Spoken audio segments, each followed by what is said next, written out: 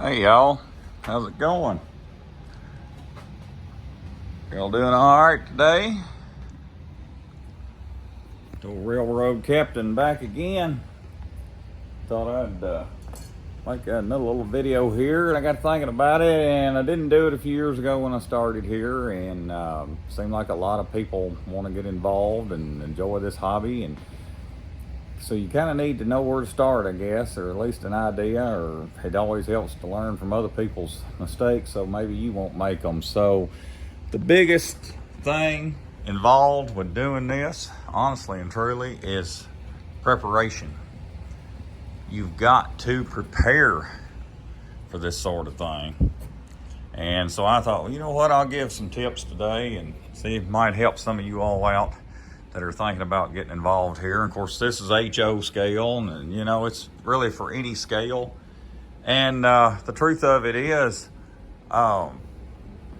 you know, preparation, that's your biggest thing on anything. I have seen pictures online and people talk about it, and they go out here and they buy all this stuff and they don't have a clue about what's going on, and then you see them and they're trying to build their layout and it looks like it's in the bat cave. And you know, nobody's perfect. We know that. That's just the way it is. But you don't want to build your layout in the bat cave. If you remember, Bruce Wayne didn't have his in the bat cave. And basements are where a lot of us start out. And if you're lucky enough to have one like I am, you got a great place for it. A little prep work will go a long way. If you got an attic, sometimes people do that. I couldn't imagine having to fool with it unless it's something that's already been finished out and you guys where you can properly heat and cool it, because it'll get 120 degrees in the attic in the summertime and cold, cold, cold in the wintertime. It's not ideal. I've seen people do it in the garage. Man, it took me years to get my garage to put my antique truck in. There ain't nothing else going in my garage. Put your car and truck in the garage. That's all you got, it's all you got, so be it, I guess. But, you know, get an idea. If you want to start out in HO like this, it's great. I know O scale, that's classic way on back Lionel stuff. Seen some neat, gorgeous looking things with that. Expense there is high, which I know HO's not cheap, but you get what you pay for. We all know that. And then, buddy, you talk about N scale. If you don't have the room, that might be the way to go, honestly. But, Lord, I have trouble seeing this anymore. I couldn't imagine the N scale, and the older you get to shaking and stuff. So, you know, that's stuff you need to think about right off the bat. But as far as being in a basement, that I can help with. And the main thing of it is, people do stuff up front. You know, you want to jump in there and grab the trains and let's go to the train shows. Let's order online. That's great. Get what you need. I have collected for years. Got totes full of stuff put up. Try to decide what road you're going with, and don't go out here and buy a steam engine if you're doing modern day, unless you got, you know, you're going to make it for something to ride on, you know, like tourist attraction or whatever. But you got to have a little bit of an idea. You know, stuff's too expensive to just go buy whatever. And main thing is, though, you get started out, you stay down here in the basement. You know, this basement didn't always look like this, and it's took a lot of work. Still got, you can see, you've always got this one kind of corner. It's not really a corner, but all, you know, this little junk section that I've still got to fool with. But anyways, it took me months down here of prep work, cleaning out cluttered up basement. You know, mom still had God knows how much stuff here that was just put away in a corner after all these years, because I was lucky enough to buy my house that I grew up in. And you know, lighting is important. Get your lights. If you need plug-ins, you know what, you want to do that. You don't want to be trying to work over your set that you've already built to put these lights in. You know, get your lights in. I found this insulation that just staples up, this real thin, easy to work with. I thought, you know what, this would make a great ceiling. This has worked out really nice. And if something major ever happens down the road, it can be took off and stuff can be dealt with, can be worked on. Hopefully that'll never happen, but you never know. That was one thing that put this back for so long, me just starting back last year. My actual basement, my patio door is right along in here. Had severe water damage, leaking running down the wall, all that. You know, unfortunately the house was built when I was a year old, and like me, it's, you know, it's starting to show its age a little bit, right?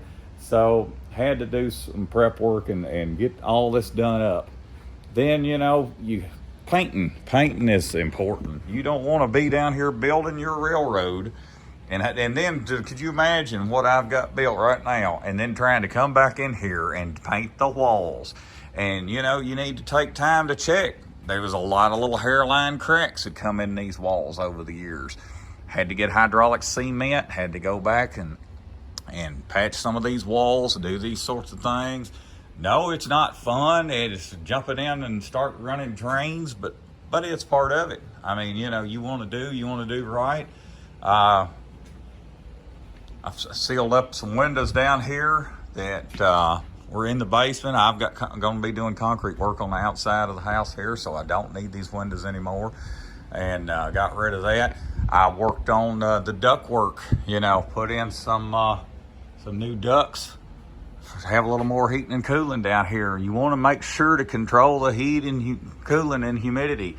Worked all this in, put in this duct work and everything, and this one here brought it out here, brought it down, you know. And you don't have to have a license to do all this. You don't have to be, you know, an expert on any kind of thing like that.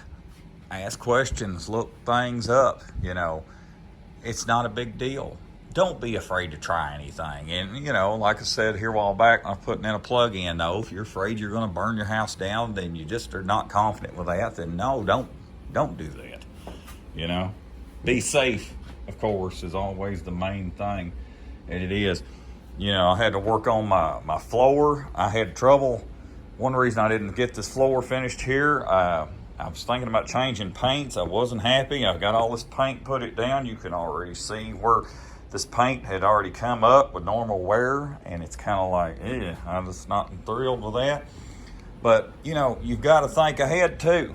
And if you'll notice, you know, especially in a basement, that's the one thing you've got to be careful with water.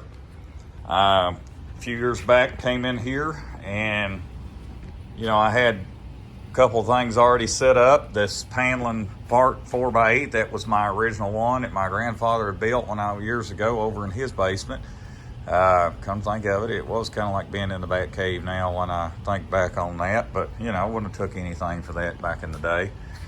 But you get under here, I come out, went on a trip, whatever, come back. And you can't plan for everything, but it does help. Went on my trip, came back, and oh my God, the drain outside the basement door had completely stopped up, was not working. Get down here, there's 4 or 5 inches of water in the entire basement. You walk in here and your Harleys are sitting in the water. Your train's sitting here soaking it up, what I had already built, and you know, you try not to lose it, you know, but things happen. So, yeah, I had to spend almost $2,000 to get that drain fixed. But you know what? There's always a chance things can happen again. You can't control stuff like that. So I did go through here, and everything that I built, I have, if you'll notice, it's on bricks. I've got it up. That gives me another 3 to 4 inches. God forbid that the water ever gets in here again. At least that may help. It may not be any deeper than that, hopefully. And even if it doesn't do it again, then so be it. At least it's there. That's another safety thing. You know, that's just part of it. But the main thing, y'all, figure out an idea, a general idea of what you want to do, and do your prep work first. You know, don't come down here and build everything, build kind of what I've already built layout wise, and then go, oh God, it's dark down here. I got one light. I got to go back and do lights. I got to climb over my stuff. I got to paint the walls. You know, Do it first, it's done, it's over with. You get some ideas about how you want to do your layout, and then you can go from there, man. You know, it takes time, but preparation is just like anything else. It makes all the difference. It really does. So, everybody, I hope that's helped y'all out with some ideas. We'll do us another little video and get into more about how I actually did the building part of it, and maybe that'll help y'all out on some stuff too. So I hope y'all enjoyed it. I hope you had some stuff here that give you some help. Any questions, holler at me, leave me a message there. Maybe I can help you out. If you haven't subscribed, please do that. That helps so much.